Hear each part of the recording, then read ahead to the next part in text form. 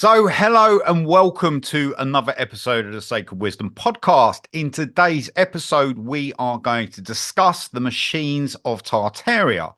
Now, with all the technology that the Tartarians had, or the old world, these machines would have been the buildings, would have actually been the actual structures that they built. I am joined with the incredible Stephen today to give us this incredible knowledge about all these machines. So, Steve, how are you doing? I'm doing very well, and I hope all's good with you, Zach. So, if we look at Western occultism and Eastern occultism, when it comes to different aspects of Greek mythology and Greek folklore, we know that for the old world empire, there was a strong belief, and this would have gone back to the time of the Nordic Hyperboreans, would have gone back to the time of the Scythian Aryans, then ultimately on to the Nordic Tartarians in parts of northern Russia. And we know that there was a belief in this substance called ether. Now, when it comes to Greek mythology and Greek folklore, and this does touch on aspects really of, I suppose, Western alchemy and to some extent Eastern alchemy, the actual etymology of this word is athia. And this actually means upper pure airspace. It is also known as the aethia, meaning upper pure airspace. And this word actually has its derivation from the word athean, which means shine or shining. Now, this was believed to be the pure essence that was breathed in. It was the electromagnetic sustenance of the astral deities that existed beyond space-time in the 4D holographic reality of the astral plane, but that obviously expected to be worshipped by, shall we say, the Greeks, as well as many other different cultures on planet Earth. What I find interesting is just the way we have the word weather, and Yeah. weather is adapted from the word ether, isn't it? So, in the sense of weather, if you Mm. like, is in that sense is the W. So, what does the W stand for then? Do you think? I think, if you want to look at it as a play on words, you can say weather is we ether. Hmm. So it is or we athia. So Hmm. it is connecting human consciousness. And I think the Nordic Hyperboreans, many of the Scythian Aryans and the Nordic Tartarians were very aware of this, is that there is a direct electromagnetic vibratory connection between human consciousness and the climate, or we can say weather patterns. And this is connected to perhaps in some way the work of even Wilhelm Reich with the orgone generator that he developed. And that is to do with, creating an electromagnetic change to then result in either rainfall or clearing clouds so the sun can shine through. So there's that aspect to it, obviously. So in terms of the human consciousness of the Tartarians, it would seem that they fully understood there was a complete and ongoing interconnection between the atmosphere around planet Earth and their own thoughts, their own emotions. They saw a huge interrelationship between all these different aspects. And obviously, when it comes to the use of artificially induced weather patterns, what they were able to do is to draw down obviously the telluric electricity or the ether down into these conductive metal strips inside their stately homes, their palaces, their healing temples, into the ground floor basement electrical capacitors, so they could use that electricity obviously for healing, but also electroculture, as we've discussed in previous Sacred Wisdom podcasts, to accelerate and maximize crop growth of fruits and vegetables and cereal crops for their own sustenance, and also for perhaps reasons of trade and distribution to the various Turkic peoples and maybe the Sami or the Laplanders that live in great harmony and peace with Mother Nature up in the Kola Peninsula, the Murmansk Oblast of what is now known as northwestern Russia today. I thought what was interesting is like weather, we ether. So it's almost connecting back to the American Indians, what Yeah. they did with rain dances, sun dances, and all this. So somehow we are connected to that ether. And it's almost stated in that statement, isn't it? Well, human beings are technically really electrical incarnations. Piezoelectric charges obviously pulsate through the human body, as you know, there's piezoelectric charge in both fresh water, to a greater extent in saltwater or saline water, in say the Atlantic Ocean, the Pacific Ocean, the Indian Ocean, and so forth. So we know that everything on some lesser or greater degree is connected to electricity. And obviously, we've talked in great detail in previous Sacred Wisdom podcasts about the use of the telluric electricity, you know, its deployment, its purposeful usage by the Nordic Tartarians for healing, for electroculture purposes, to obviously power the lighting arrays, both inside their palaces and stately homes, their healing temples, but also obviously, you know, for subsurface illumination, and the various effects that were produced in using the vault lights and the pavement lights that were installed into the basement areas of their various premises. So you were given the impression that electricity sort of only came about in the 1800s, but there was actually electricity previous to that, wasn't there? There's a William Gilbert, Yeah, who back yeah. in 1608, who Well, was, yeah, he was definitely one of the earliest individuals, but it goes back much further than that. If you go to the time of the Phoenician Greek and early Greek philosopher known as Thales Axamiasu, also known as Thales of Miletus, he did studies into static electricity from the wow, 18th of October 607 BC to the 13th of December 605 BC. wow. And he was from the city of Miletos, or Meletos, in the Ionia region of Western Turkey in Asia Minor. And so he fully understood the different effects of static electricity, did many different experiments during that duration. And obviously, if you then, you know, you're going forward by many, many centuries up until about 1608 with the English scientist known as William Gilbert, or William Gilbert. Yes, he also obviously did experiments with electricity as well. And it's kind of silly to think that we didn't look at this kind of information back then. I mean, the buildings being built back then were absolutely incredible, some of the Yeah, structures. So, you know, not to look at electricity and how to harness energy into that building would be rather stupid. So they would be fully absolutely. Yeah. aware. It makes complete sense. So this concept that electricity came in the 1800s is just so bonkers sometimes. Yes.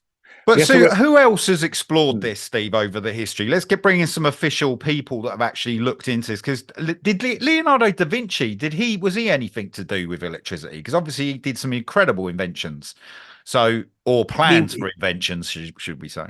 yeah, I mean that's really a discussion for another day. But Leonardo da Vinci obviously had very detailed schematics and diagrams of various mechanistic devices, as you know.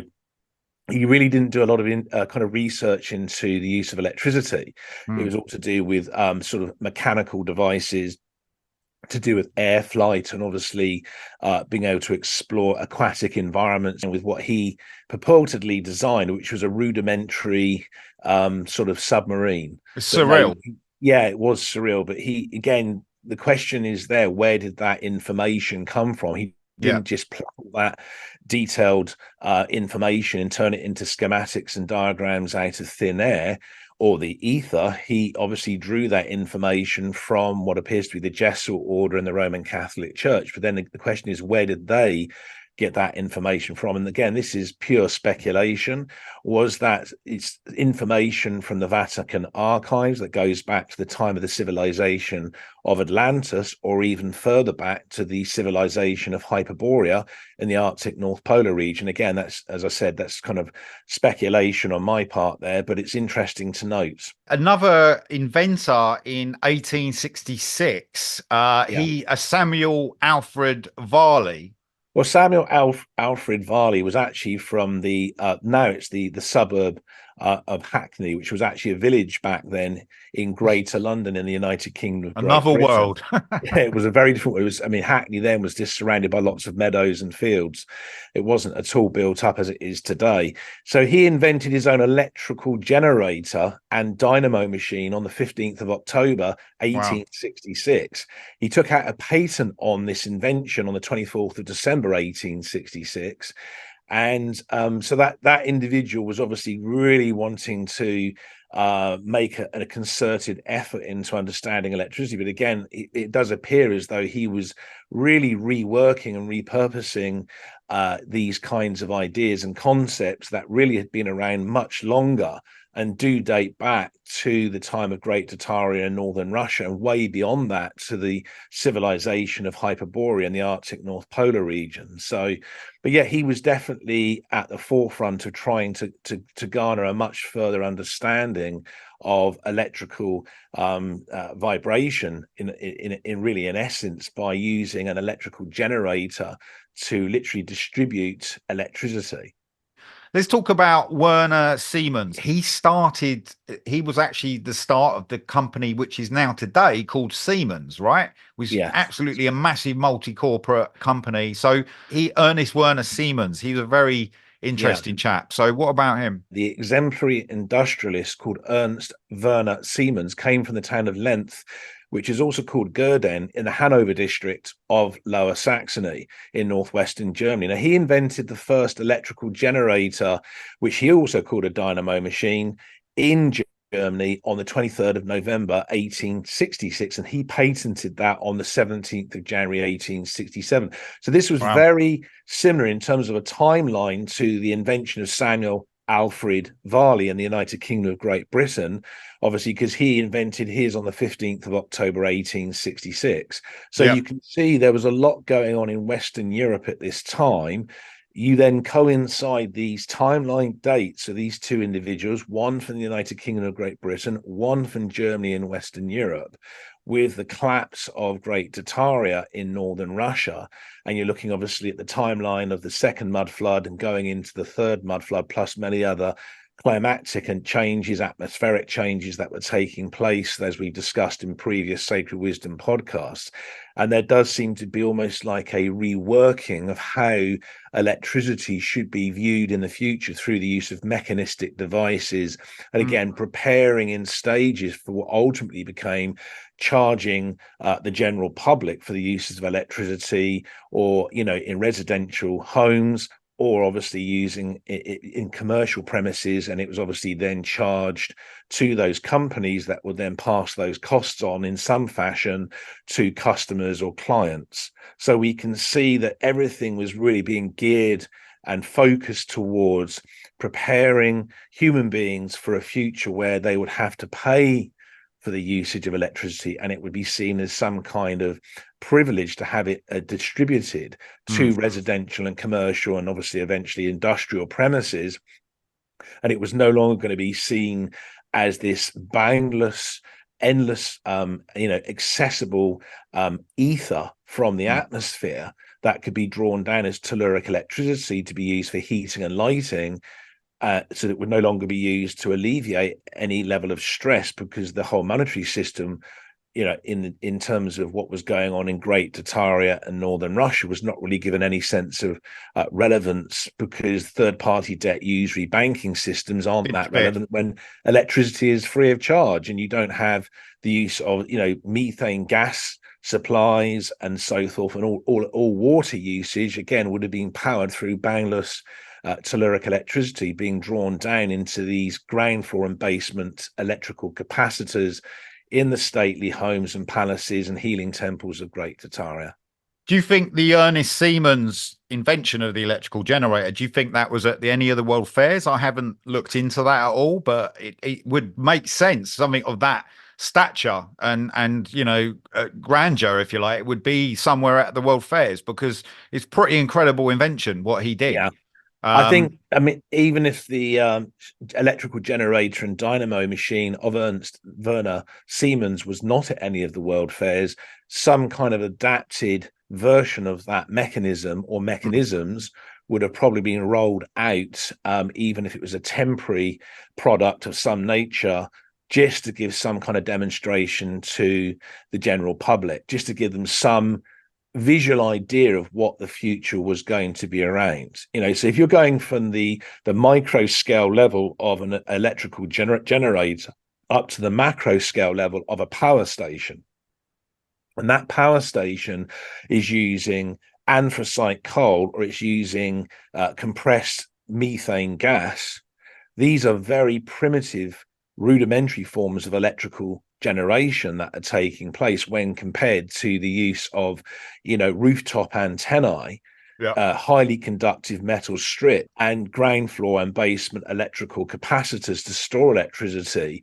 The actual original usage, as well as vault lights or pavement lights, and so forth. So what we're seeing is everything was in a state of slow reversal, taken back to a basis points, was then being reworked, repurposed, rolled back out, and the elites and the secret societies would allocate to certain scientists or inventors, the role of being able to say, yes, they were the individuals that had, inverted commas, invented that device or that gadget or that mechanism. Well, I mean, you remember when we were kids, we had the potato clock, for example. You could plug in wires into a potato and power a clock. You That's could right. also plug them into the ground.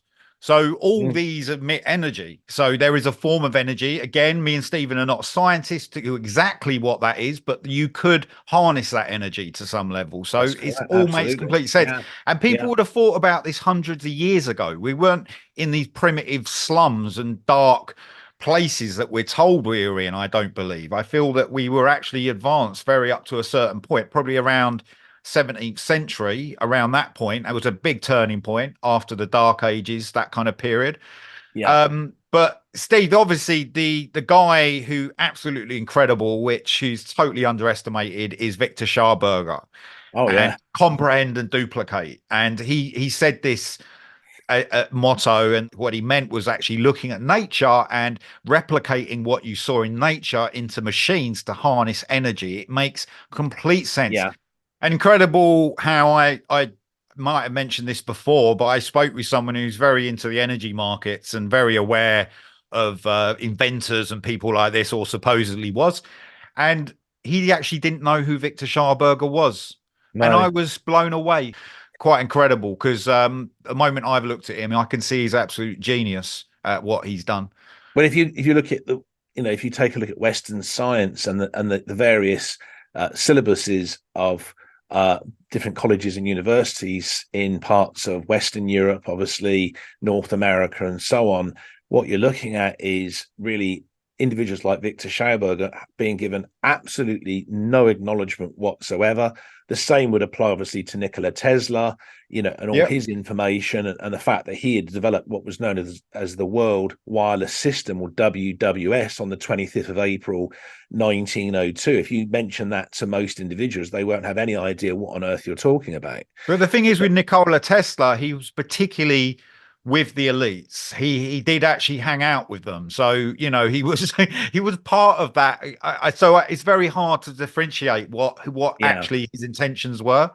he was Um, he was he was friends with Thomas Edison. right. Okay. There you go. He's the individual we've discussed, obviously, in a previous Sacred Wisdom podcast. So, he was very close to the elites and secret societies, but Nikola Tesla ultimately was an individual that wanted to, again, provide, boundless free electricity to Homo sapiens, or human beings, all around planet Earth, which would have set a lot Humanity. of human beings free from debt and stress, would have created a great comforting psychology amongst billions of human beings, who wouldn't have to be stressed out anymore about trying to keep warm, having electricity to cook food with, or for washing purposes.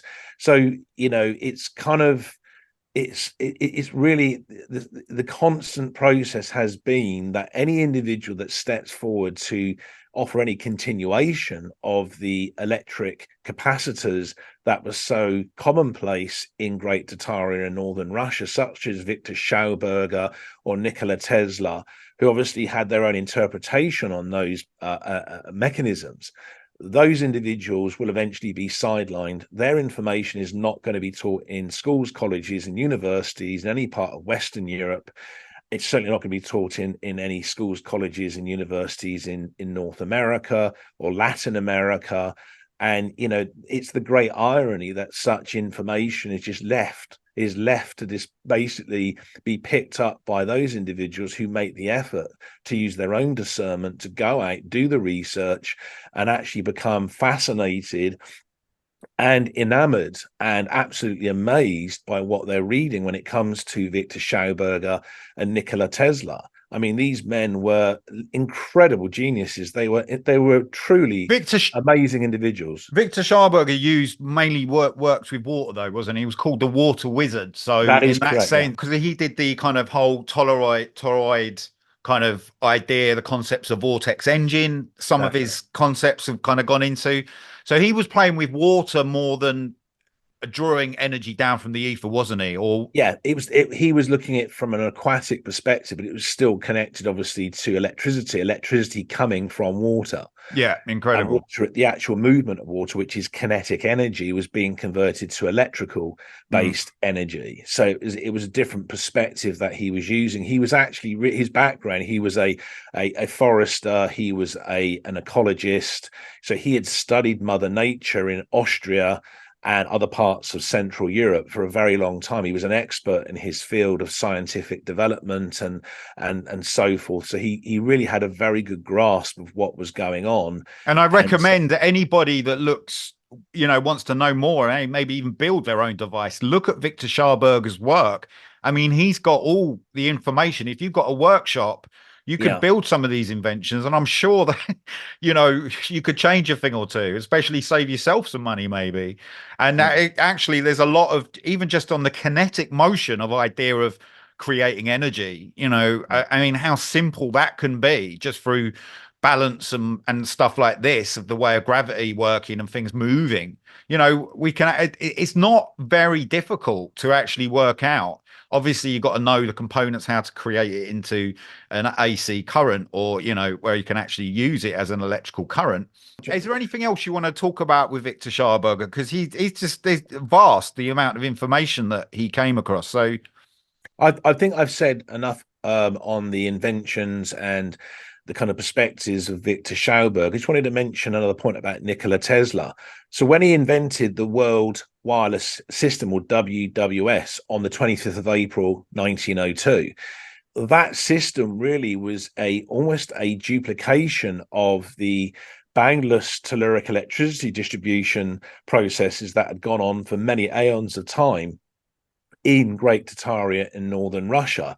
And what he did, he then adapted that to also include telecommunications as part of that World Wireless System, or WWS. So I just thought that was wow. important to add So he that. was actually using the same frequency to broadcast telecommunications and to transmit energy.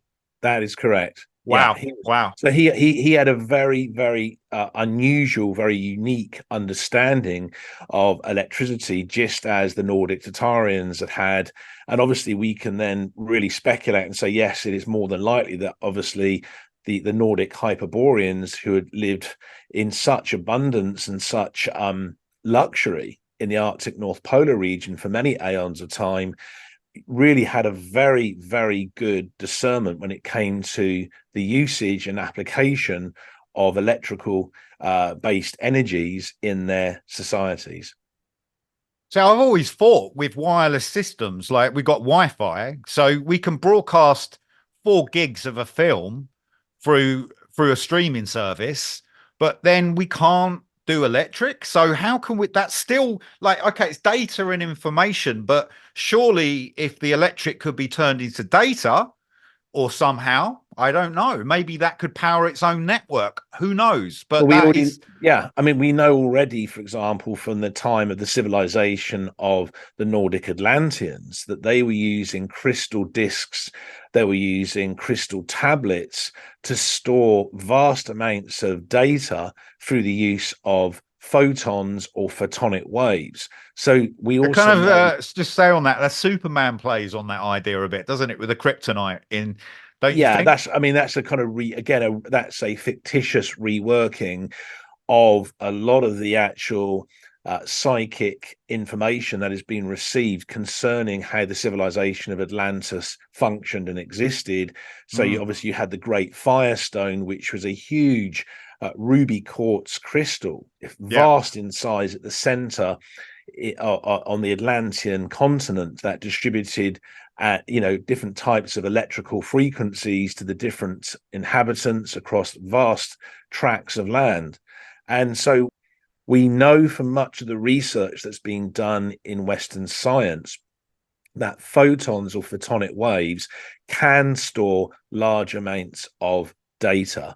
So that's obviously really connected to the entire electromagnetic basis of the 3D holographic reality that we define as this material dimension, which itself is essentially just slowed down condensed vibrations. That's all it is. Everything from the subatomic all the way up to the atomic level to the molecular, and obviously onwards from there. Now, it's no accident that when we think of thought, that maybe 5 minutes later, we think of thought of a person, that person will then call us. You know, that this is the electromagnetic Well, that's frequency. a psychic connection, isn't it? Yeah, That's but an it's also the electromagnetic electric psychic. field that we're in. We're sending that field out. That's Obviously, right. that person might be 1,000 miles away, but in that field or frequency, there Yeah, ultimately isn't any distance. So that's right. that's just find it fascinating. You look at the way whales communicate halfway around the world to each That's other, it. Yeah. sending signals. So we've got all this around us on planet Earth. All right. So we can, ignore it, stick our head in Netflix and just carry on with that world, or we can step into the fascinating, magical, exciting reality that we can all create. So what else in the sense of other people that have kind of come across machines and certain machines that broadcast or created kinetic energy and things like this? I mean, you got to remember there's been a lot of other inventors who've been very much interested in understanding how electricity can be used, can be applicated, obviously for residential, commercial, and industrial usage. So we've got to remember again, there was a precision mechanic, inventor, and German Freemason who followed the Gross Nationalmatologe, the Drei Weltkugel, which is the Grand National Mother Lodge, the Three Globes in Berlin. And this individual came from Berlin in northeastern Germany. He was called Heinrich Goebel and Henry Goebel, and he was very much interested in developing electricity for internal lighting purposes. And it was actually this individual that many people argue actually invented the incandescent light bulb. Okay.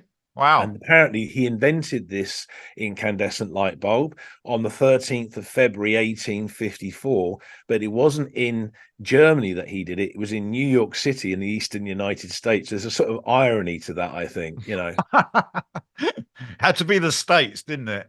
Yeah. So we know, for example, that if you go and do the research, it's known that on the 27th of January, 1880, the United States Patent Office, or USPO, granted the York Rite Freemason as Thomas Alva Edison a US patent for his electric lamp.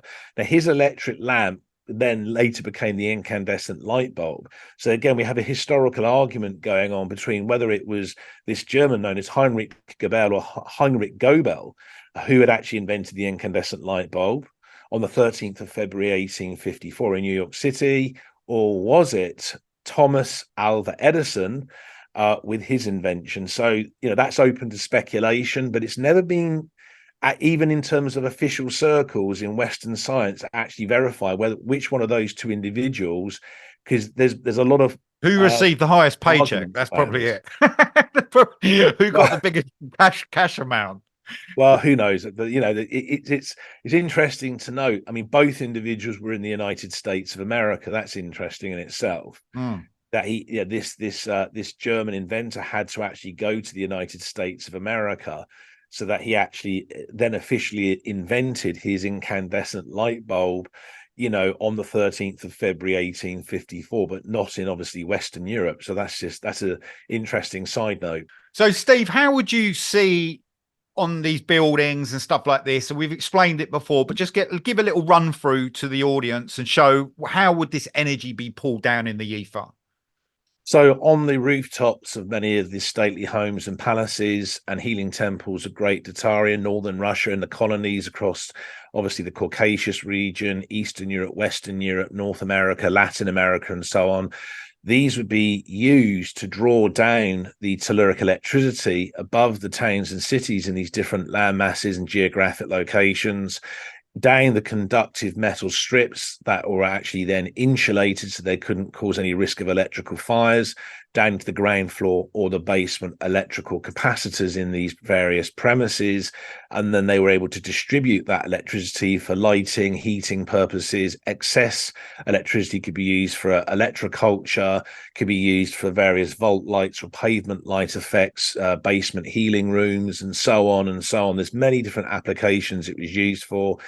But we know that there is a much more profound connection. We look at the in the alchemical sense, when we remember that this ether was connected to the materia divina, which is from the Latin language meaning divine matter.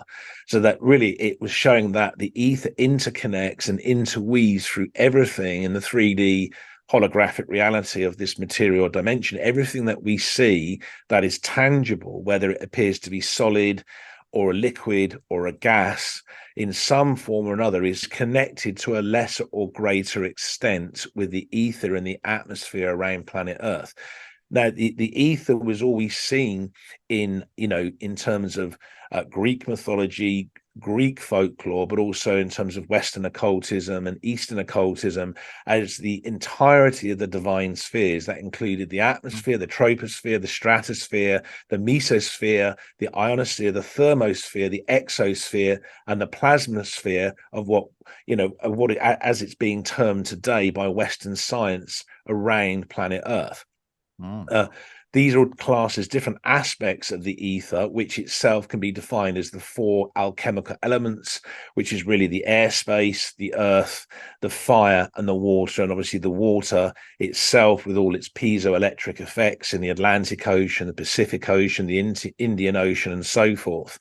So we can see there's a great interrelationship that isn't really fully discussed in any holistic sense by Western science when it comes to understanding the ether and what is actually being done with the destruction and the demise of Great Tartaria and Northern Russia was a huge suppression of what ether really is.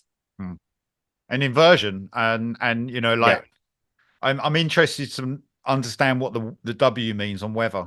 I mean, it's just, it's how that came about. I think that's a big one. And it's interesting. We have the ether report.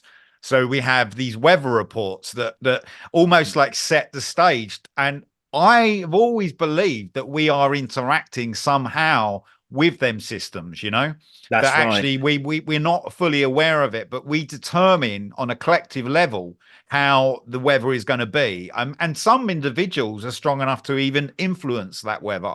But there is some surreal situations that have happened in my own life personally where I can't believe that, where certain weather spots where it's been completely clear and it's been raining all around me. Not like I'm in a Truman Show cloud, if you like, but it's very so this is there. We definitely influence the energy of the weather 100%.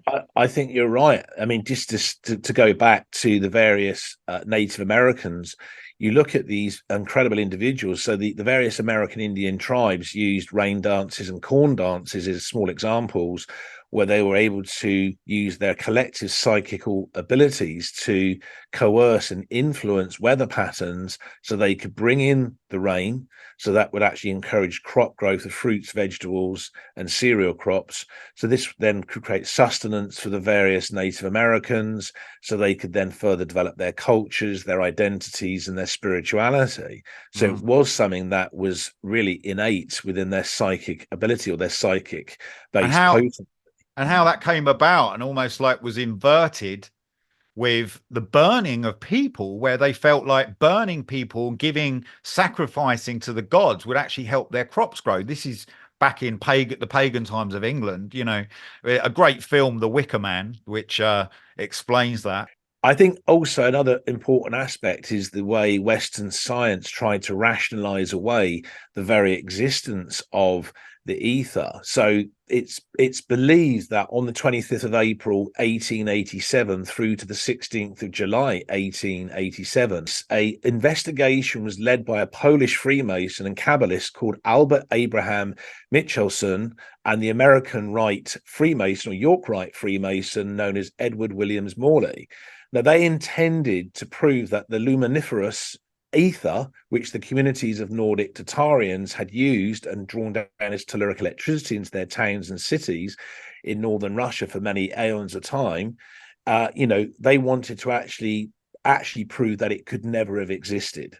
And this, again, was done to completely erase anything to do with the occult technology of Great Tartaria in a 3D holographic reality of this material dimension, and everything had to therefore be presented as mundane, ultra mechanistic. There was no spiritual connection, nothing to do with the Christ consciousness, nothing to do with the white cities of Tartaria, and so on and so on. So it was a constant progressive form of attack against the spiritual basis of the occult technology that centered around drawing down from the ether, from what's known as the luminiferous ether around planet Earth, this telluric electricity. And it was boundless, it was endless, and it's still there even now today. It's just that the way the world has been configured through the education, the mind's been configured, I would yeah, say. the mind of every human being, really, to a lesser or greater extent, especially with the indoctrination that goes on in schools, colleges, and universities in Western Europe and North America and Latin America and so forth. People are so conditioned. The same thing with, mentioning to an individual, have you heard of Victor Schauberger? Who's that? They'll say. Or have you heard of Nikola Tesla? I don't even know who you're talking about, they'll say. That because friends just give me a tinfoil hat, and then they just think I'm coming out with some wacky theory, Yes, exactly. But, it's not. It's yet little do they know. I mean, it's unbelievable. Yeah. You only have to look like an old books, writings, things written don't lie. So you can't lie. Digital information, you can lie. That's the dangerous thing about it. But with books and the old information, it's all there. Like going back 300 years. I mean, like it really is quite disturbing when you look into this. But again, we've said it before, but about our life journeys, how this is maybe part of the incarnation we've had to deal with. We've had to deal with this reality like this to almost have these challenges to overcome.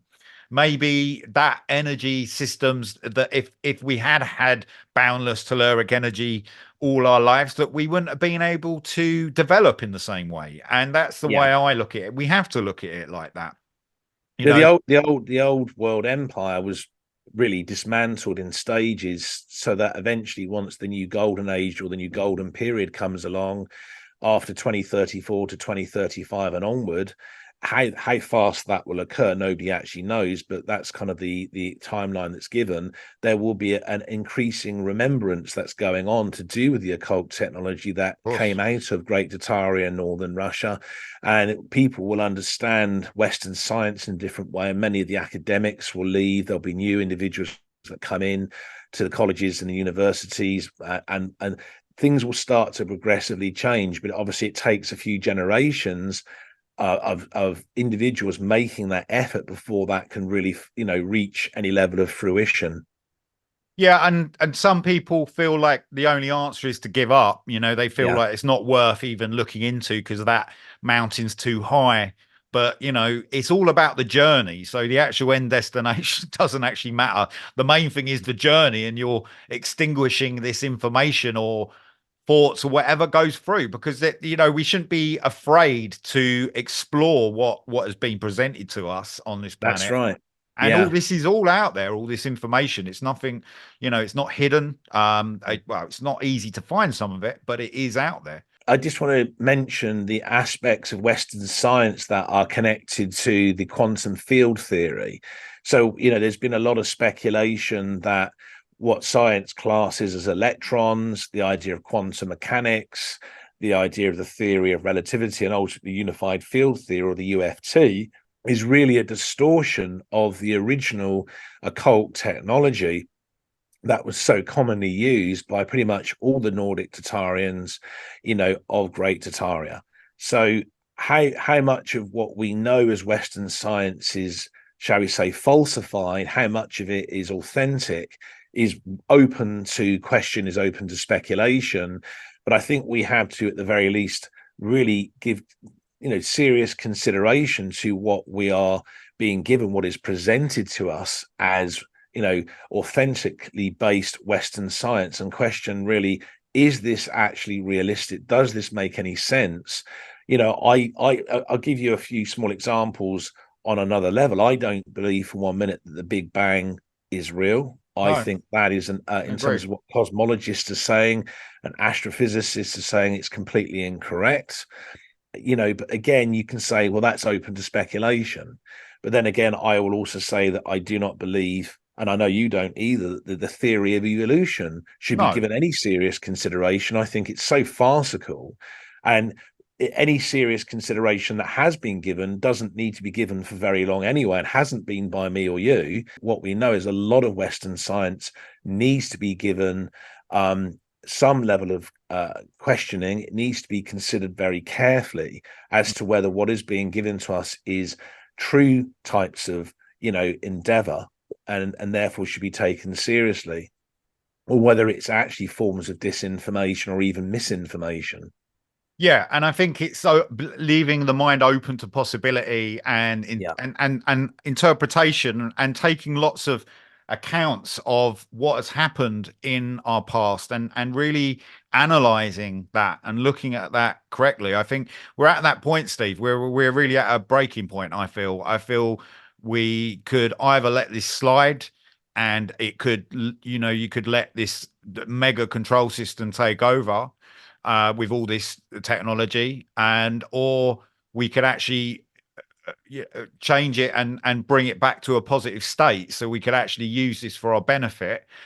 And I think we will eventually, but that journey getting there, there's a lot of people in the way, not wanting that. Yeah, but the thing is, really, for most individuals on this planet, if you look at most human beings, for people to accept that most of what they've been taught is either only partially authentic or partially true, or it's completely falsified, they then have to accept on some level that they've allowed that to take place because they haven't wanted to use independent and critical thinking. And that's the real reason why that people have a problem with It's it. basically based on egocentric motivation to maintain the status quo. So we know the so-called quantum theory and the idea of electrons were concepts that were invented by the elites and secret societies.